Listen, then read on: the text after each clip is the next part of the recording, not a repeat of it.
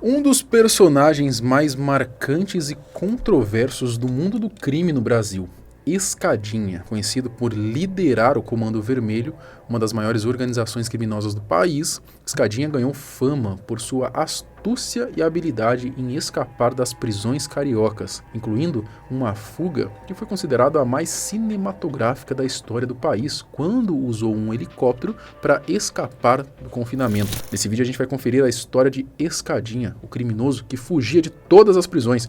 Eu sou o Marcelo Milos, fica comigo, depois da vinheta eu te conto.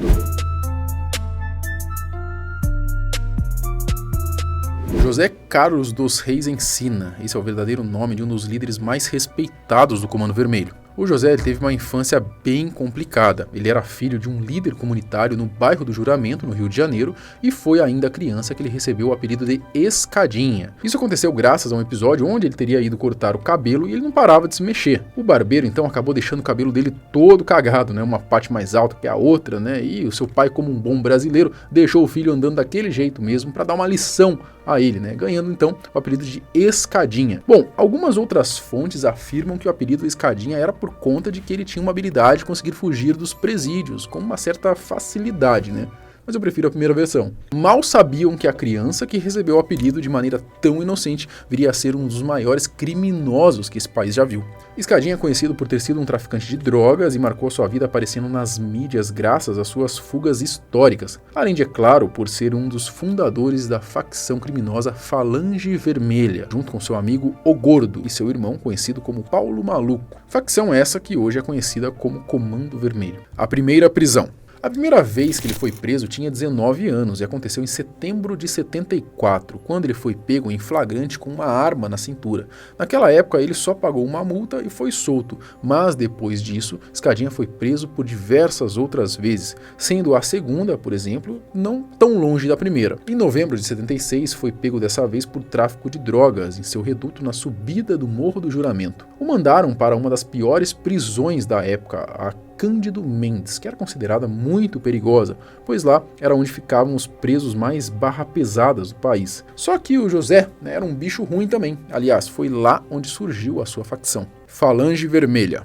A Cândido Mendes fechou as portas em 94, mas até lá foi um dos lugares por onde Escadinha permaneceu. A prisão tinha a presença de duas facções, a Falange Jacaré e a Falange Vermelha, que Escadinha era um dos líderes. Bom, o traficante, enquanto estava preso, montou a sua faca e mesmo assim conseguiu a sua liberdade, até que rápido, mas ela não duraria muito tempo. Em 80 ele foi preso de novo, dessa vez além do tráfico de drogas por porte de armas e formação de quadrilha. Só que adivinha, mais uma vez ele foi solto. Escadinha não tinha a intenção de parar com a vida no crime. Em 81, ele foi preso de novo. Para surpresa de 0 pessoas, foi solto mais uma vez. No ano seguinte, ele foi indiciado por assalto e tráfico de drogas e foi preso novamente. Dessa vez, ficou no presídio de Ilha Grande e parecia que finalmente iria dar um tempinho agora maior na prisão, Só que o marginal tinha outros planos. Escadinha conseguiu uma roupa de polícia lá dentro e, usando ela, conseguiu chegar até o muro da prisão. Vendo que a barra estava limpa, ele pulou e foi em direção ao mar, onde já tinha um barco esperando por ele.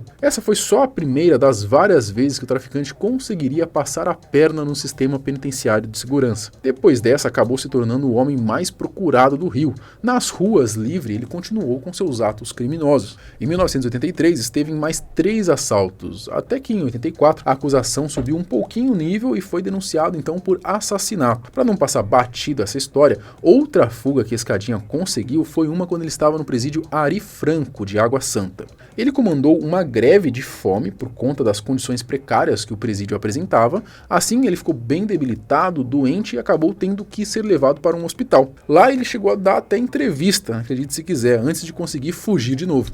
A maior fuga de todas. Escadinha foi preso de novo no início de 85 e acabou sendo condenado por tráfico de drogas e assalto a um carro forte, pegando cerca de 30 anos. Ele foi enjaulado e se viu novamente no presídio de Cândido Mendes, a sua primeira casa, acredite se quiser. Passou o ano de 1985 bem de boa, sem nenhuma tentativa de fuga nem nada. E aí os agentes penitenciários já não estavam mais tão preocupados com ele, Porém, tudo mudaria no dia 31 de dezembro. O líder do CV estava planejando não apenas uma fuga qualquer, mas uma grande fuga. Isso com a ajuda de outro líder da sua facção, o Gordo. Então, no último dia de 1985, os detentos estavam ali em seu dia de receber visitas. Era virada de ano, né, clima de festa, e Escadinha, sabendo disso, iria usar dessa situação para conseguir fugir. A sua esposa foi visitá-lo e disse que o seu parça, né, vulgo o Gordo, já estava botando em prática todo o plano. O Gordo alugou um helicóptero como se fosse dar só um rolê mesmo, né, até que em determinado momento o membro da facção rendeu o piloto e o fez ir a um ponto marcado com Escadinha, onde ele conseguiria então se aproximar do helicóptero. O que ajudou foi o fato de os detentos ficarem em um presídio meio que isolado da sociedade. Os criminosos podiam deixar as estruturas da prisão, já que eles tinham meio que um passe que permitia isso, né, mas eles eram sempre vigiados por barcos para evitar fugas. Só que mesmo com essa segurança toda, né, Escadinha conseguiu colocar o seu plano em prática e subiu na aeronave junto com a sua esposa em pouquíssimo tempo. Isso por conta de que a fuga dele era totalmente inesperada, né? Ninguém ia imaginar que ia chegar um helicóptero lá e levar o cara embora. Foi tão sem noção, né, que foi parar em vários meios de comunicação, não só daqui do Brasil. Para se ter ideia, o maior jornal do mundo na época, né, o The New York Times, também falou sobre esse ocorrido. Livre novamente, ele voltou para a comunidade Morro do Juramento, que era onde ele tomava conta e que dominava ali a parte dos entorpecentes. Inclusive lá ele tinha muita moral mesmo e era bem querido, né, já que ele usava aquela tática de muitos traficantes, né, de ajudar as pessoas ali da comunidade, né, da favela, né, dá um gásinho que tá faltando, né, dá um dinheirinho ali e tal, e aí ele acaba ganhando a confiança dessas pessoas.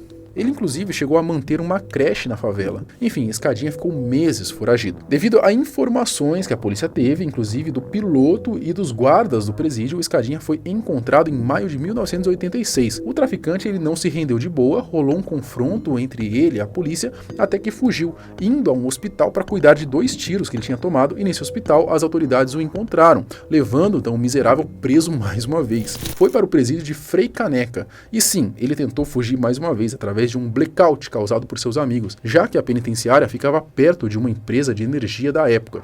Porém, dessa vez não deu certo, né? As autoridades estavam mais espertas. Nessa tentativa frustrada que aconteceu em 87, 2 dos seus amigos acabaram morrendo. Depois disso, o criminoso foi mandado para a penitenciária Lemos de Brito e por lá deveria ficar até o último dia de sua vida. Porém, mesmo após tudo que ele já tinha feito, ele ainda conseguiu o direito ao regime semiaberto.